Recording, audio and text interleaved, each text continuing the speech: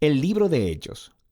En el primer video vimos que Lucas empieza el libro mostrándonos cómo el Jesús resucitado fue exaltado como el Rey del mundo. Él prometió enviar el Espíritu Santo como su presencia personal para empoderar a sus seguidores en su tarea de ir al mundo y ser testigos de las buenas nuevas de su reino, hasta que un día Él regrese. Y así empezó el movimiento en Jerusalén, cuando el Espíritu vino y transformó a los seguidores de Jesús en el nuevo templo prometido por los profetas de la Escritura. Pero esto generó conflicto con los líderes de Jerusalén y produjo la persecución de los cristianos. El Espíritu transformó esto en algo bueno. De hecho, se convirtió en el medio a través del cual las comunidades de Jesús, originalmente judías, fueron esparcidas fuera de Jerusalén para convertirse en un movimiento internacional multiétnico. Y la iglesia emblema de este diverso movimiento de Jesús estaba en Antioquía, la ciudad más grande del Imperio Romano en esa área. Nos quedamos con Bernabé y Pablo sirviendo en la iglesia de Antioquía, y el Espíritu mueve a la iglesia a enviarles en un viaje misionero, lo que abre toda una nueva sección en el libro.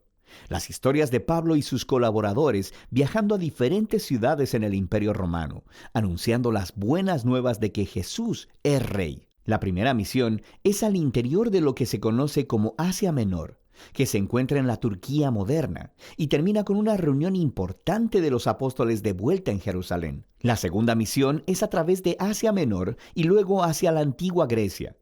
La tercera misión es a través de ese mismo territorio y concluye con el viaje de Pablo de vuelta a Jerusalén. Ahora, al contar todas estas historias, Lucas ha resaltado un número de temas importantes por medio de la repetición. Primero tenemos la misión continua a Israel. Cuando Pablo entra a una nueva ciudad, él siempre va primero a la sinagoga judía para compartir acerca del Rey Jesús resucitado y de cómo él está formando una nueva y multiétnica familia de Dios. La mayoría de las veces, muchas personas reconocen a Jesús como el Mesías, pero algunos se oponen a Pablo. A veces hasta lo expulsan de la ciudad como a un peligroso rebelde que se opone a la Torá y a la tradición judía. Y esta tensión culmina después del primer viaje, llevando a un concilio en Jerusalén. Pablo descubre que hay algunos cristianos judíos en Antioquía que están diciendo que a menos que las personas no judías se hagan judías, practicando la circuncisión, el día de reposo y obedeciendo las leyes de comida kosher, no pueden ser parte de la familia de Jesús. Pero Pablo y Bernabé están en profundo desacuerdo y llevan el debate al concilio de líderes en Jerusalén. Entonces ahí, Pedro, Pablo y Santiago, el hermano de Jesús, mostraron a partir de las Escrituras y de su experiencia que el plan de Dios siempre fue incluir a las naciones gentiles en su pueblo del pacto.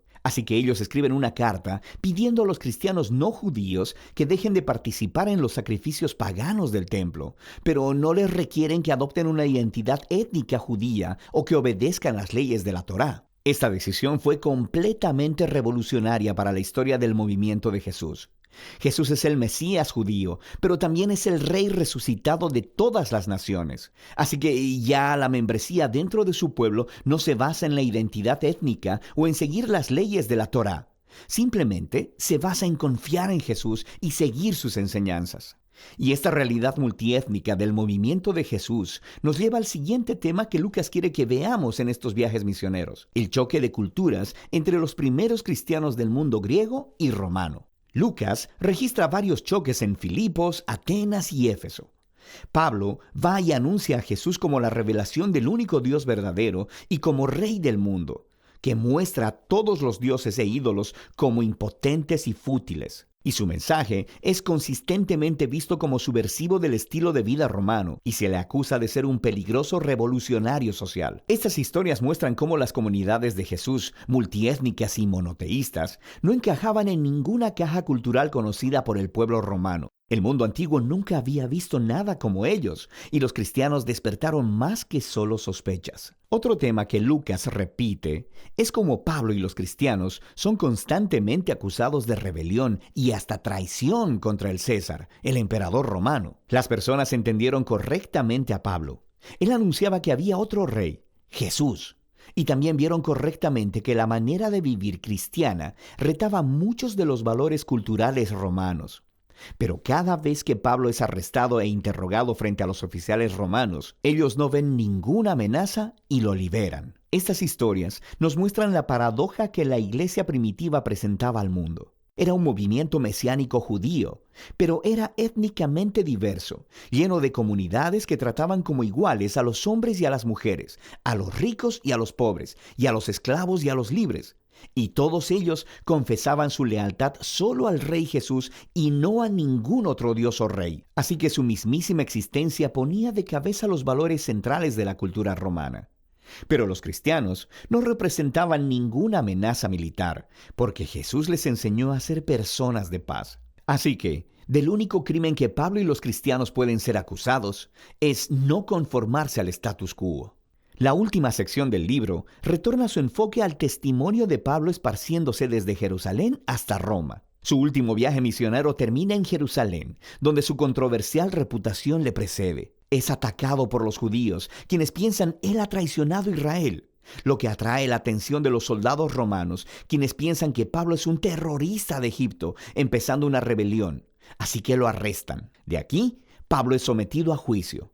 Primero delante de los líderes judíos del Sanedrín en Jerusalén. Luego delante de una serie de líderes romanos en Cesarea.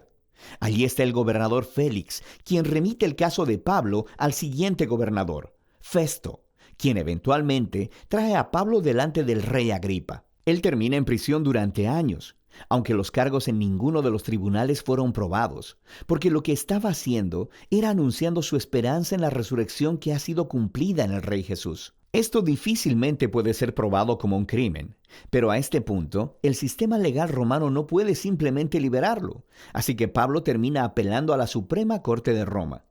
Ahora, uno podría pensar que todo este tiempo en prisión sería un contratiempo, porque su pasión es andar por los caminos iniciando nuevas comunidades de Jesús. Pero en este libro, el Espíritu orquesta todo para bien. Así que el encarcelamiento le da a Pablo tiempo para escribir sus cartas apostólicas más importantes, y éstas se convierten en la forma en que su legado misionero continuará por mucho tiempo después de su muerte. Eventualmente Pablo es transferido a una prisión en Roma, y después de un aterrador viaje a través del Mediterráneo donde casi muere, Pablo termina en arresto domiciliario en Roma, esperando su retardado juicio. De manera que en una casa bastante bonita, es capaz de ser anfitrión de reuniones regulares que alcanzan a judíos y gentiles. Y las últimas palabras del libro son acerca de cómo Pablo está anunciando el reino de Dios y enseñando con denuedo todo acerca del Señor Jesús, el Mesías, sin ningún impedimento. Todo esto sucediendo bajo las narices del César en Roma. La obra unificada de Lucas Hechos hace mucho más que darnos la historia de Jesús y la iglesia primitiva. Nos muestra cómo el reino de Dios vino a la tierra, como existe en el cielo, a través de la vida, muerte y resurrección de Jesús y de la venida de su Espíritu, empoderando a la iglesia para ser testigos desde Jerusalén hasta los confines de la tierra. Y mientras Lucas cuenta la historia, nos ha dado muchos ejemplos de cómo luce la fidelidad al Rey Jesús, compartiendo las buenas nuevas del resucitado Rey Jesús por medio de palabras y acciones. Significa formar comunidades de Jesús muy diversas, donde personas de todas las clases se reúnan, sean tratadas con igualdad, comprometan su lealtad al Rey Jesús y vivan obedeciendo sus enseñanzas. Todo esto se hace confiando en el poder y la guía del Espíritu Santo para liderar el camino hacia adelante. Y de eso se trata el libro de Hechos.